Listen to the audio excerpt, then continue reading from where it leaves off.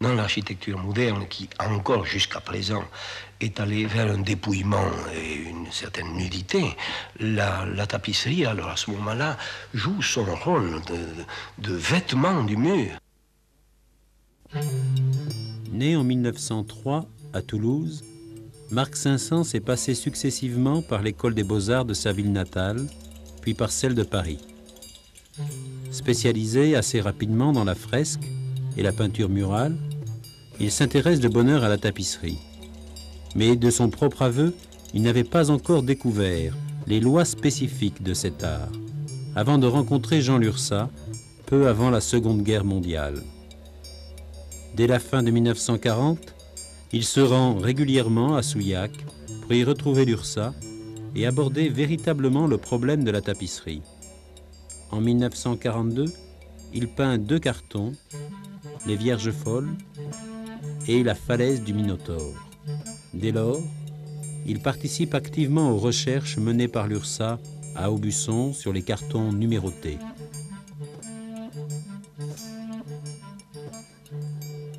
Ce thème du concert et de la comédie italienne se prête bien à la réutilisation totale ou partielle des cartons de Saint-Saëns. Et ce fut l'un de ses grands succès jusqu'à la fin de sa vie. Il aimait le théâtre, l'opéra, la commedia dell'arte. Il sait faire revivre cet univers de masques, inspiré du carnaval vénitien.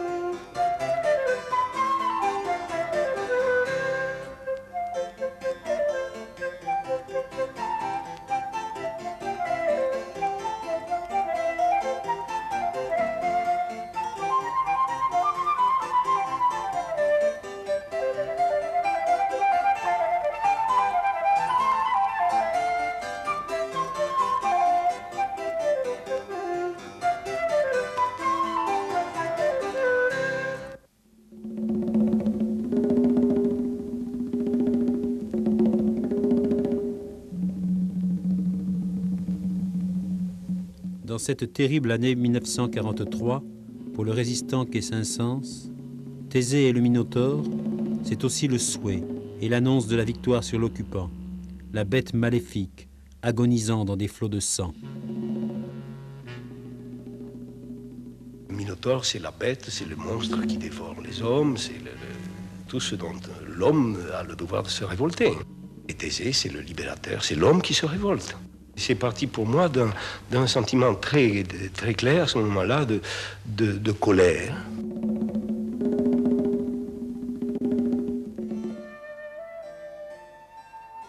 « 1952 fut pour Saint-Saëns l'année de la femme et du serpent. Délicate, inquiétante, la charmeuse, sans prêter attention au superbe serpent qui l'enlace, souhaite seulement fasciner le visiteur. Diane, Orphée, Ariane, le Phénix, tels sont les thèmes de Saint-Saëns. Sa vie durant, Marc Saint-Saëns méditera la leçon des mythes grecs. Autour du halo de lumière, irradiant la lyre d'Orphée, s'organise l'harmonie universelle. Saint-Saëns aime s'environner de créatures de légende, sirènes, serpents ailés, minotaures, griffons à tête humaine, licornes, dans l'éclat jaune et rouge des flammes qu'il irradie. Le galop fantastique du cheval entraîne au firmament Orion, aimé de Diane, qui va prendre désormais rang parmi les constellations. Elle est debout sur mes paupières, et ses cheveux sont dans les miens. Elle a la forme de mes mains, elle a la couleur de mes yeux. Elle s'engloutit dans mon ombre, comme une pierre sur le ciel. Elle a toujours les yeux ouverts et ne me laisse pas dormir. Ses rêves en pleine lumière font s'évaporer les soleils, comme J'ai rencontré Marc Saint-Saëns quand j'ai été élève de l'École nationale d'art décoratif à Paris, où il professait. Et je l'ai eu comme professeur en 3e année. C'est-à-dire que l'école d'art décoratif comportait 4 ans. Et la 3e année, l'atelier de 3e année de peinture dessin était dirigé par Marc Saint-Saëns. C'était quelqu'un de très riche, de très large d'esprit et qui aimait beaucoup, qui soutenait ses élèves. D'ailleurs, certains de mes camarades ont travaillé avec lui, il leur donnait des travaux, ou encore il les aidait dans différentes formes d'exposition et de choses comme ça. Et puis, il y avait toujours des conversations, bien entendu, sur la peinture. Ça s'entend. On n'était pas simplement passif devant un sujet. On avait beaucoup de discussions avec lui, sur l'art mural en particulier. Il parlait de la peinture, on était là, on apprenait à dessiner, on apprenait à peindre, et il mêlait pas des choses comme le carton de tapisserie qui, pour lui, nécessitait déjà une expérience plastique avant de l'aborder. Et je pense que c'est peut-être une des raisons pour lesquelles il nous en parlait. Il ne nous parlait pas tellement de son œuvre de cartonnier. Le carton chez Marc Saint-Saëns a été évolutif, n'est-ce pas? Dans le sens où il est parti d'un carton qui dénotait un souci de recherche de surface de tissage, de surface tissée de grande richesse. Je ne dirais pas chargé ou surchargé, non, mais très très riche, très très dense.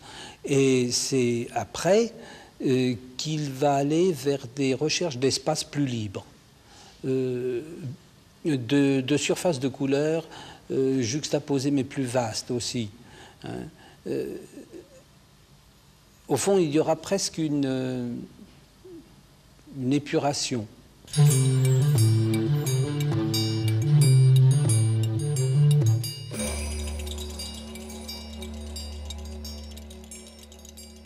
Il faisait toujours énormément de recherches sous forme de gouache, sous forme d'aquarelle, sous forme de dessin noir et blanc, simplement, ou la vie. Et à la suite desquels il voyait naître des projets de tapisserie. Et il a employé un autre système qui consistait à faire des agrandissements géants, des agrandissements photographiques donc à la taille 1, c'était à l'échelle 1, donc à l'échelle de la future tapisserie, sur lesquels il retravaillait. Au fond, c'est contrairement à certaines méthodes qui consistent à partir d'une maquette et de l'agrandir photographiquement pour éviter un travail, lui, en fait, cette photo agrandie ne lui servait que comme mise en place d'un travail à faire. Et à partir de quoi il reprenait tout le dessin sur cet agrandissement photo, il le repeignait, il le numérotait d'après les choix de laine teinte qu'il avait fait, et il débouchait ainsi sur ensuite des études avec le lissier en demandant des échantillons de certaines recherches de mélange de laine, etc. Mais toujours des techniques à plat. Il ne faisait pas de points multiples, par exemple. Ça, il n'a jamais fait ça dans son œuvre. Mais il faisait donc toute une suite de recherches comme ça, et à partir de quoi, eh bien, il a débouché sur plusieurs tapisseries comme ça, mais pas tellement nombreuses. Il a utilisé ce système dans Dédale, à ma connaissance, il l'a utilisé dans Icare, une grande tapisserie qui est à Clermont-Ferrand, et il l'a utilisé aussi dans les Nymphes. Ça, c'est une fausse vision chez beaucoup de gens qui pensent que la tapisserie est un multiple du fait qu'il y a 8 exemplaires. Ces 8 exemplaires lui servaient plus à développer et à transformer ou améliorer son thème qu'à faire 8 fois la même chose. D'ailleurs, si on voulait, je me souviens, lorsqu'une tapisserie était terminée, si on voulait mettre le Saint-Saëns en colère, il suffisait de ne pas lui envoyer le carton en même temps que la tapisserie. Ce qui fait qu'il ne pouvait pas mettre l'un à côté de l'autre et il ne pouvait pas, au choc qu'il recevait devant la vision de cette tapisserie nouvelle, il ne pouvait pas faire part de ses repentirs, ni des transformations ou des idées nouvelles qu'il pouvait avoir devant cette tapisserie et par là même exprimer ces transformations sur le carton placé immédiatement à côté. Il travaillait vraiment en peintre. Vous savez, finalement, je crois que chaque tapisserie, pour lui, c'était une sorte d'esquisse aboutie, mais qu'il allait poursuivre. Saint-Saëns était un grand dessinateur. Il voyait monumental, il voyait grand, mais c'était un dessinateur avant tout, et par là même, il ne pensait qu'aux formes. Il voulait faire des formes définies, des formes très précises. Il ne laissait pas de hasard à des passages incertains. Lorsque le lisier était devant une forme de Saint-Saëns, il était en présence de quelque chose d'exact. Dans cette tapisserie, on est en face surtout d'un jeu de rythme. C'est surtout un système de rythme, c'est un élan, une chose très aérienne. Apparemment, il y avait toujours, lorsque le lissier recevait un carton de marque Saint-Saëns, il y avait toujours souvent une complexité qui apparaissait. Une complexité aussi, et aussi un étonnement, parce que les accords colorés de Saint-Saëns étaient souvent inattendus. Et les formes semblaient également d'une grande complexité. Et ensuite, ceci s'est éclairé, bien entendu, dès les premiers moments du travail. Ce que l'on peut remarquer tout de même, c'est que l'écriture graphique de Saint-Saëns est toujours très précise, même dans les petites formes. Toutes ces petites formes, il avait souci de les dessiner précisément. Ce qui fait que pour un lissier, il y avait une marge relativement restreinte. Parce que les grandes formes principales, du type de celle-ci par exemple, devaient être absolument respectées. Il ne fallait pas qu'elle soit brisée, il fallait garder tout le mouvement dans toute cette partie noire, il fallait que le graphisme joue bien son rôle. La seule partie où le lissier apportait, si on peut dire, une interprétation, mais je dirais plutôt que le lissier avait la faveur de pouvoir tisser de chic un peu. C'était dans les parties où il y avait toute cette multitude de petites taches. Leur remplacement dans la forme générale existait, mais leur nombre ou leur remplacement précis de chacune d'elles, ça laissait une place à un certain tissage de chic. Mais je crois qu'on ne peut pas tellement parler d'interprétation. Je parlerai plutôt de possibilité de tisser de chic certaines parties. Oui, dans ces œuvres-là. L'œuvre de Saint-Saëns est extrêmement précise. On le voit bien dans ces formes, il faut qu'elles soient installées, si elles deviennent pas totalement, sinon elles deviendraient totalement incohérentes.